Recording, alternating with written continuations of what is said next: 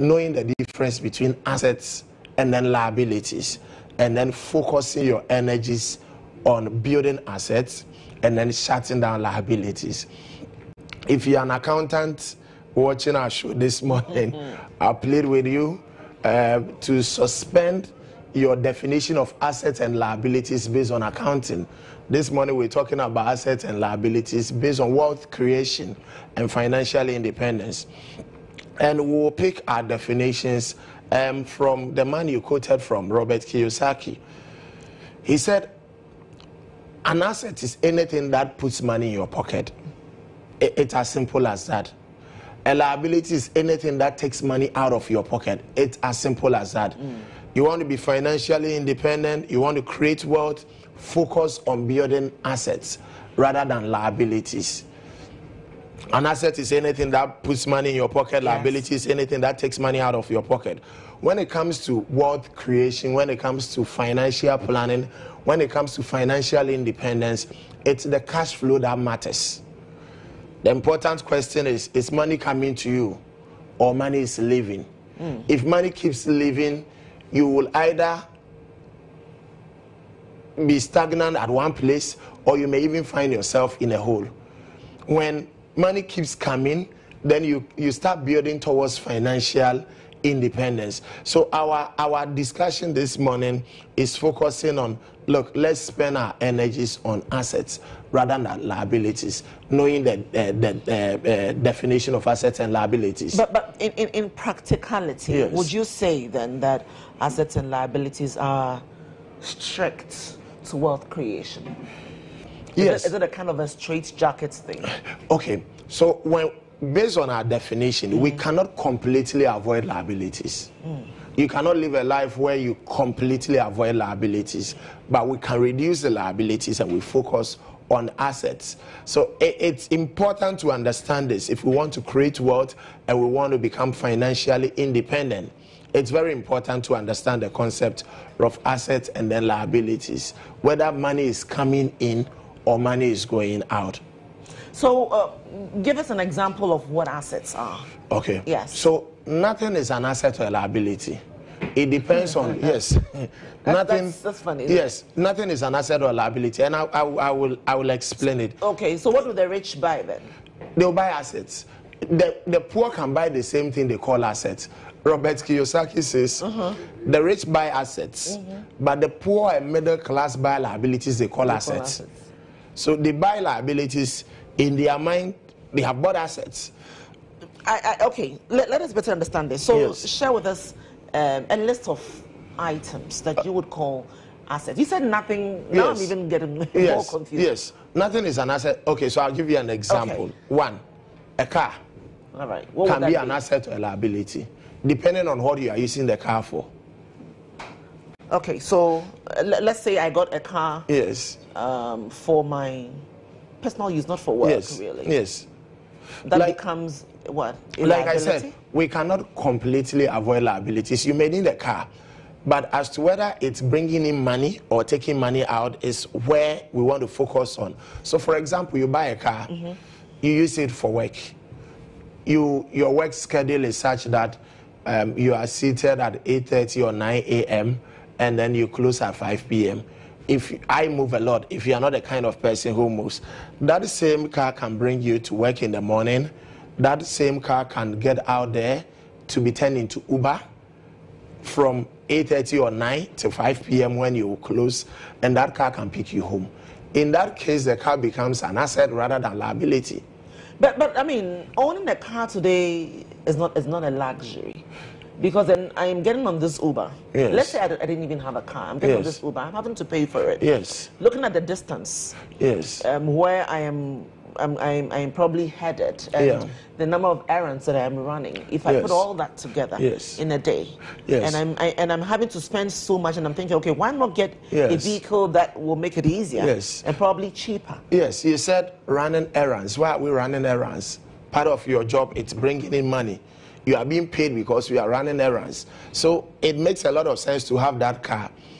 But what about, even with the car, we can drill down further on the type of car. I did a presentation somewhere. A young man comes to me and says, on asset and liabilities. Say, wow, I didn't understand assets and liabilities. I bought a 4-wheel and I'm spending like 600 cedis, 700 cedis a week buying fuel. Of course, in his mind, he didn't even know that when it comes to cars, there are sizes in terms of engine and consumption. So buying a smaller car, a 1.2, a 1.6 liter engine against a 4.5 liter engine can make a big difference in terms of cash flows. So there are considerations in making that decision to acquire that item, be it an asset or liability. And the consideration is cash flow. Is this thing going to take money out of my pocket, or is going to bring money into my pocket? And don't forget, I said, we may not be able to completely avoid the things that take money out of our pocket, but we want to shut them down as much as we can. The same car can be used for rentals. In a presentation in one company, we finished, somebody called me, I think about 2 months later. He had bought a Hyundai Santa Fe for the wife. But after the presentation, he said, wow, this car could be used for rentals. My wife teaches in a school where you don't have to pay more than 2 cedis if you want to board the Trotsky to get to the office. And guess what? They are making more than 4,000 cedis every month from that Santa Fe that the wife was taking to school, drives to school, parks the car on the school compound, and then when she closes, she drives that car back home. So we cannot avoid completely as liabilities, but we are saying that from today we want to focus our energies on building assets rather than liabilities. A photocopier machine can be an asset. A laptop can be an asset.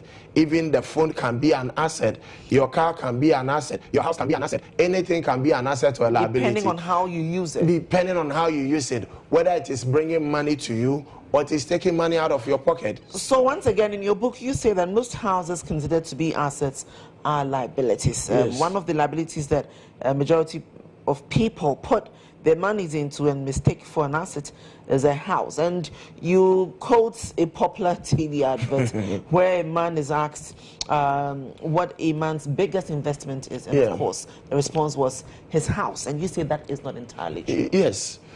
One of the important things we need to understand about assets is that if you are fired today, if you lose your job today, assets will feed you.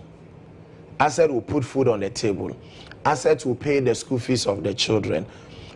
If you lose your job today and you have liabilities, liabilities will eat you up. One of the major challenges I've seen is people spend all their lives building one house. So you meet a 57-year-old man who has 3 years to go on retirement.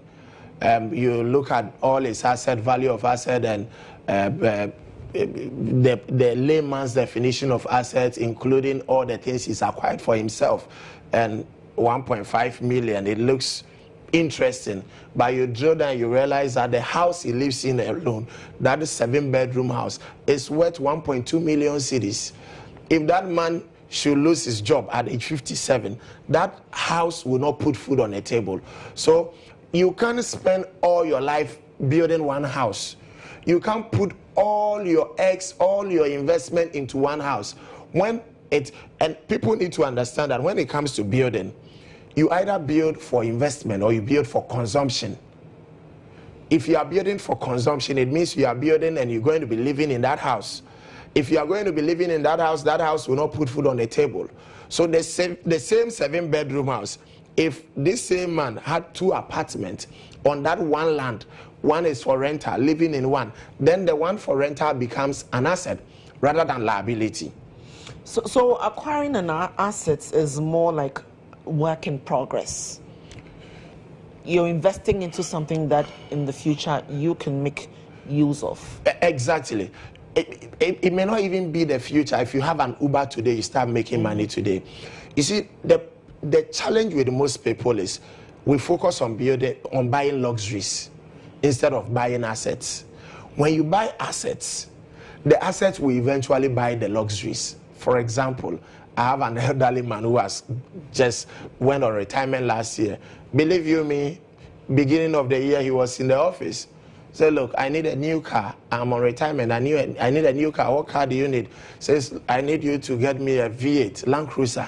And we released money and we bought a V8 Land Cruiser. And the color was black. My favorite color. We bought a black Land Cruiser V8 for him. He's on retirement. How did he do it? He spent his working years building assets. And the asset bought the luxury, which is the Land Cruiser V8. So for most young people, the first focus is let's buy the luxuries, the impression mentality. People for no say, yeah, you too, you day. Well, after all, the Bible says that tomorrow will take care of itself. the Bible also... I just threw you off guard. The Bible also says we should plan for the future. The Bible says that nobody builds a house without sitting down to plan, to ask, how much is it going to cost me to build this house? There's no problem. You want to enjoy life, I don't have a problem with that. But if you want to be financially independent, we are advising that focus your energies on first building assets. It doesn't mean that let's live a weird life. No, that is not what we are saying here. Don't forget that I believe in high life. So you need to enjoy life, but you need to plan for the future. If you lose your job, assets will feed you. Liabilities will eat you up. If you are watching this program today, and if you should lose your job today, and you don't have anything that will put food on the table, then we have a problem at hand we need to deal with.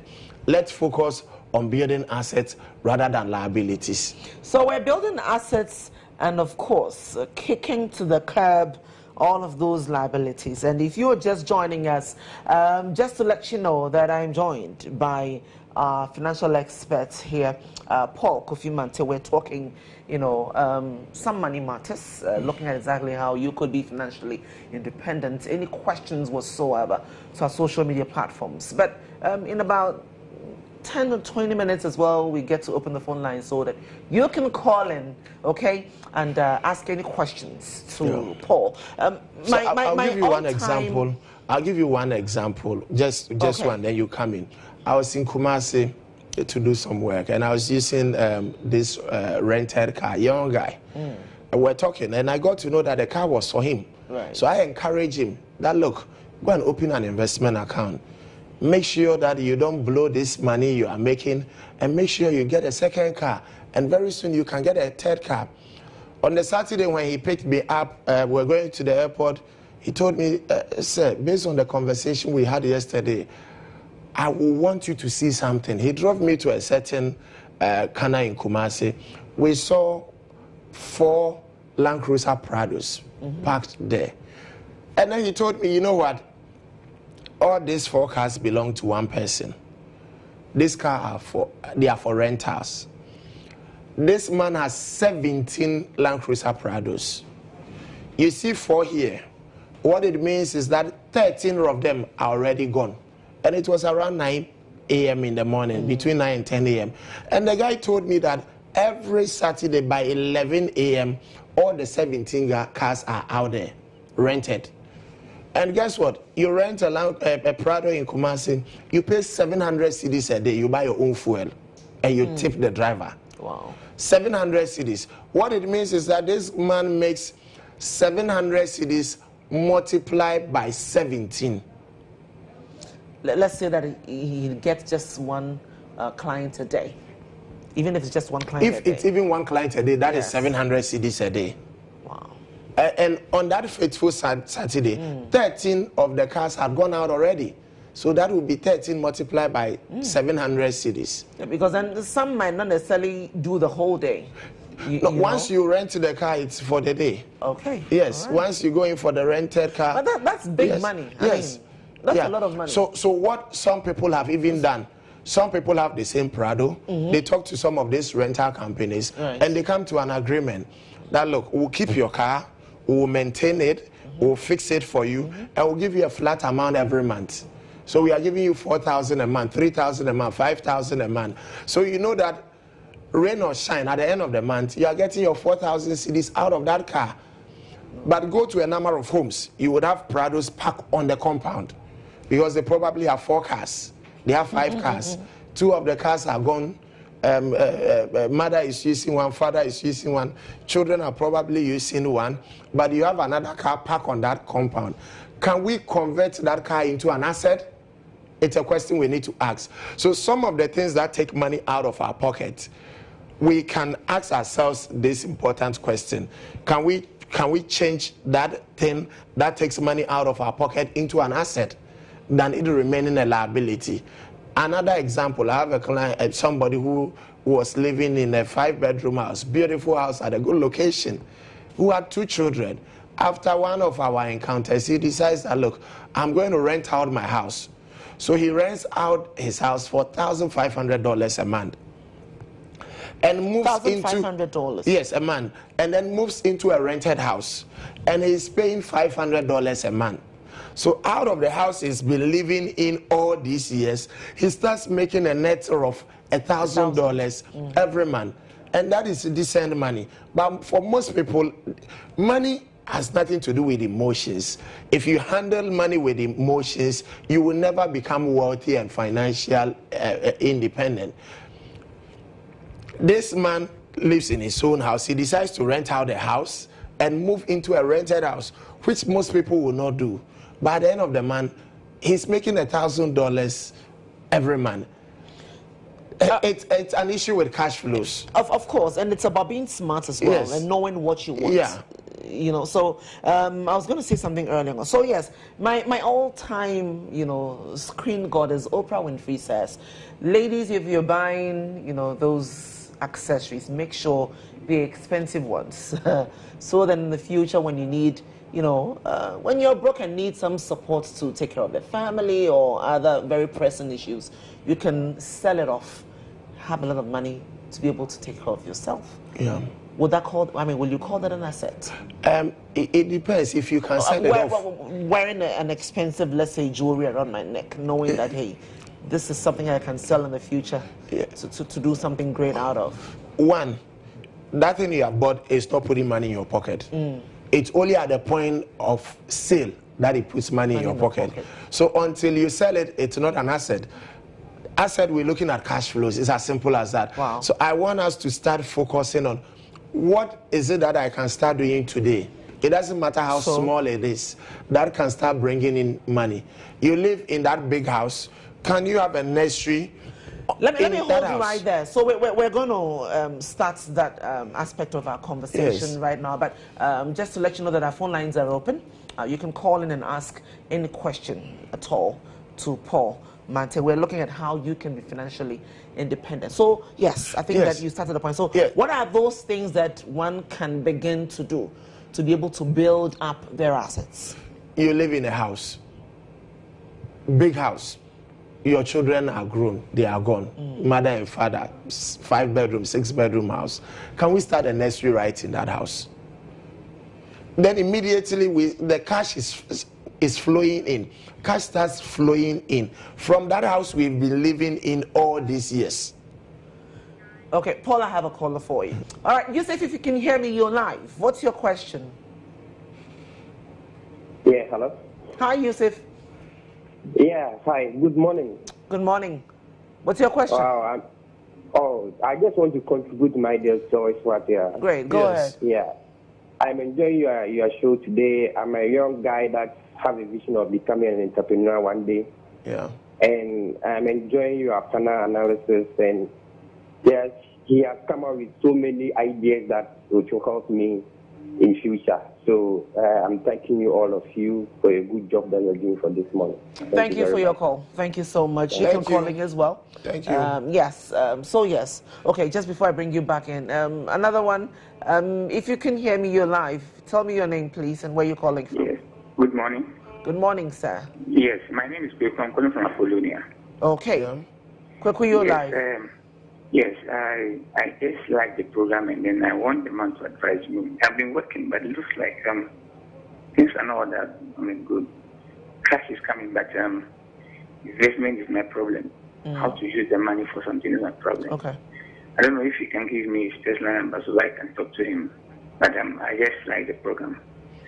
All right.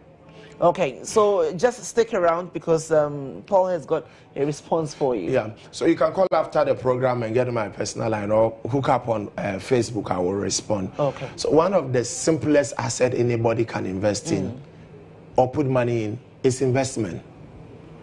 Okay. Mutual funds, unit trust, simple asset. You put money in, it will bring money back into your pocket. And you don't no matter need, how small the it amount. doesn't matter how small the amount is. I have a mutual fund. You can start with 20 cedis, 20 Ghana cedis. There was a gentleman, I had a program with a gentleman, and when he followed up, he had invested in a mutual fund several years ago. He put in, I think, 20 cedis. And he was surprised that 20 cedis had grown to, I think, over 120 cedis or so. Okay. I don't remember over how many years. Period? Yes. But that 20 cedis had grown to about 6 times the initial amount. That is an asset. So if you cannot do anything, if you cannot get into transport, you cannot use your house for an asset, you can invest in mutual funds and unit trust this morning and start building assets. Okay, so the second question as well, yes. I think the second caller is talking about how that, well, he's making some money, but yes. is not able to decide yes. how to invest the money. Yes, it's a big problem. Once the money comes, the money will go. Somebody is on a 20,000 cedi salary a month, and the money is not enough. Somebody is on 2,000 cedis, and it's not enough. My recommendation is, get a mutual fund, get a unit trust, and put a standing order on your account.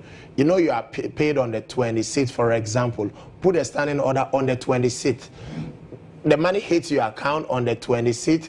Put a standing order on the 27th. The next day, and my recommendation is 20% of your salary. Yes. That is my recommendation. Yes. And it goes into investment for you, and that is an asset. All right. Hi there. Hello, good morning. Good morning. Your name, please. Where are you calling from? I'm Udiesa, calling from Temago City. All right. What's your contribution? I'm really happy about this program. And I'm a young girl, but I'm a diabetic. That's my problem. I'm a diabetic, and I want to become a great entrepreneur. I want to become a farmer.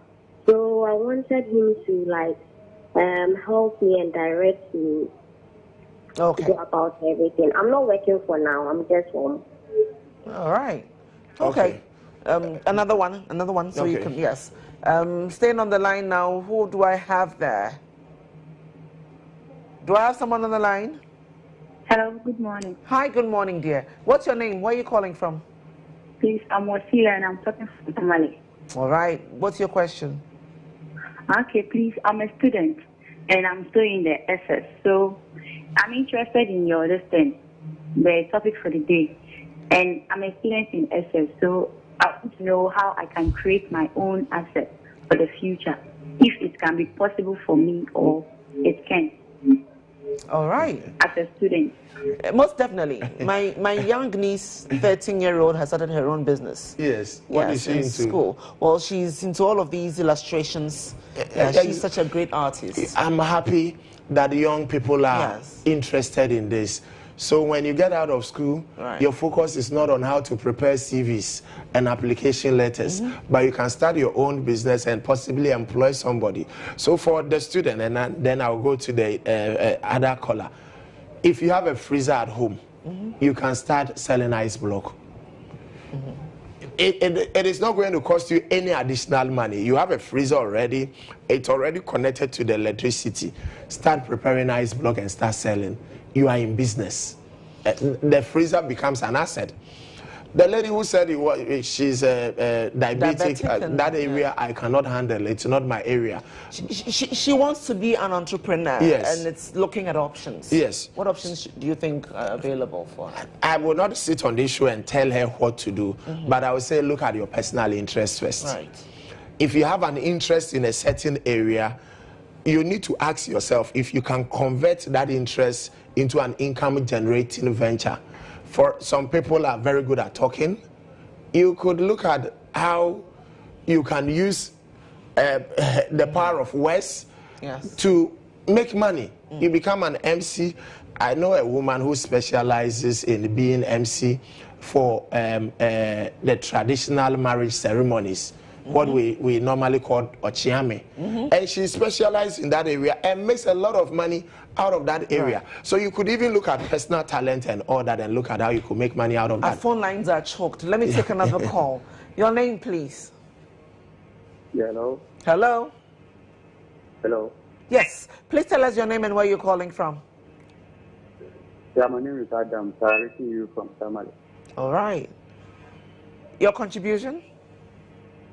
Yeah, I was just listening to you, and I'm so excited. I wanted to ask the man who is, I'm also a secondary school graduate, and from then I started to, I'm working with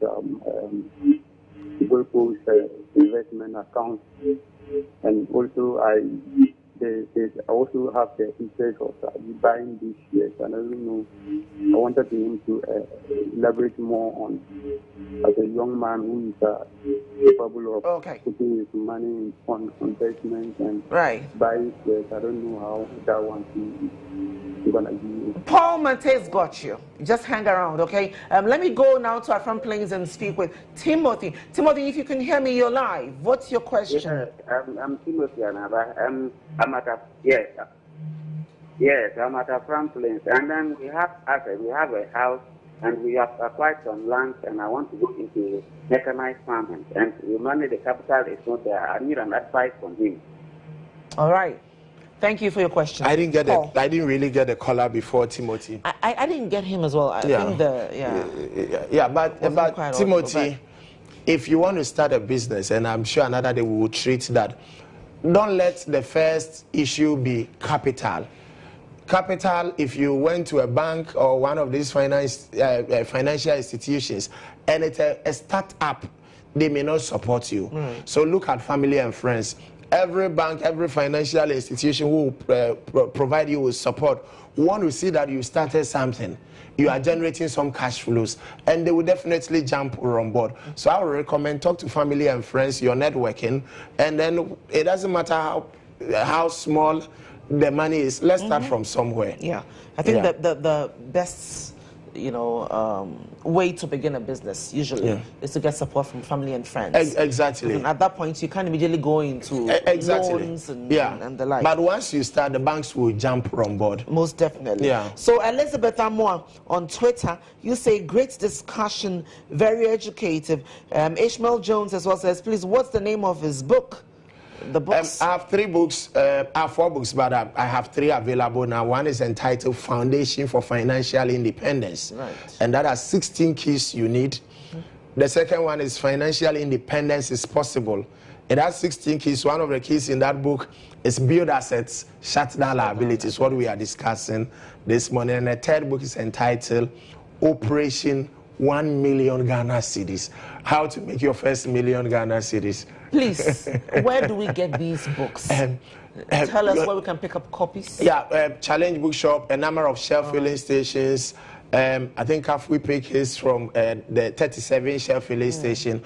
Or you go to my Facebook or Paul Kofi Mante, drop a message there, somebody will respond, and we can deliver to you. It doesn't matter where you are in this country. There you have it. Yeah. Paul, what is the biggest asset one can have?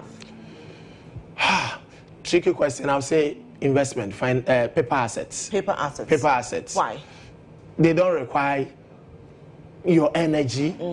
You buy it, you go to sleep. I call them automatic money machines. Right. Paper assets. You buy a mutual fund, you buy any trust, you go to sleep and your money works for you. We've talked about several things. Starting a school at home, it requires your involvement. Uber, you need to monitor. Transport business, hiring and all that, you need to monitor. Right. Financial as a paper asset, you put your money there, you go to sleep. You only call for statement. So I think that will be the biggest asset I will recommend. I am a little biased towards paper assets, maybe because of what I do.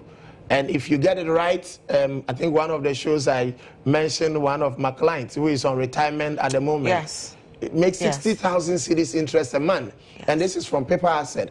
What he did was to focus on assets rather than liabilities. And now he's on retirement, and the assets are buying the luxuries for him. we just before retirement, we bought his retirement car, a Grand Cherokee, for his retirement. So this is so practical. Just that we are telling viewers it won't happen in 1 year. If you are looking for a Sakawa, this is not a show. If you're looking at something that will make you a dollar millionaire in overnight. 6 months, that is not what we are preaching here. We are saying that those who follow this program, and you can get onto Facebook and watch the other discussions we've had, give yourself between 5 years and 20 years. Anybody can be a millionaire. And I guess it takes a lot of discipline. Yes. To be able to achieve that. Oh, that. yes, definitely. You need self-discipline. Sometimes you may need help. You want to get into business, get somebody who has experience in that area, get a mentor.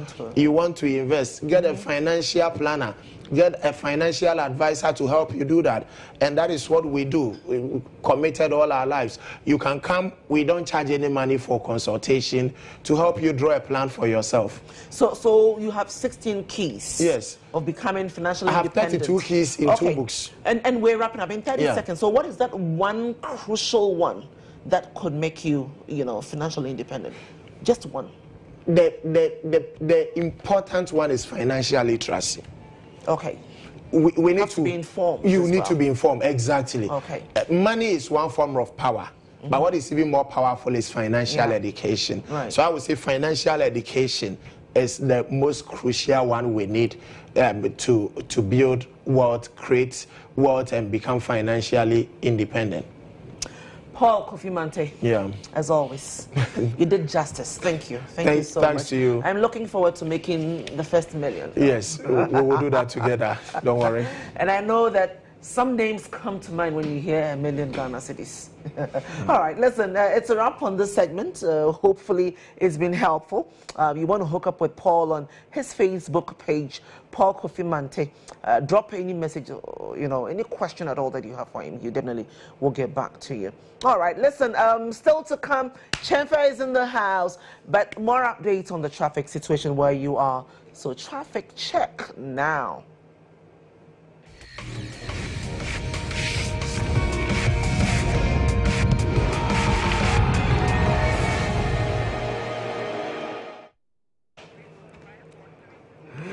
All right, well, so let's kickstart with the Ring Road area. What is it looking like right about now? So there you have it, as always, and it's to be expected anyway, heading towards the Circle area, building up gradually, but not so, hectic. So, yeah, that's it. Osu is virtually free. Okay.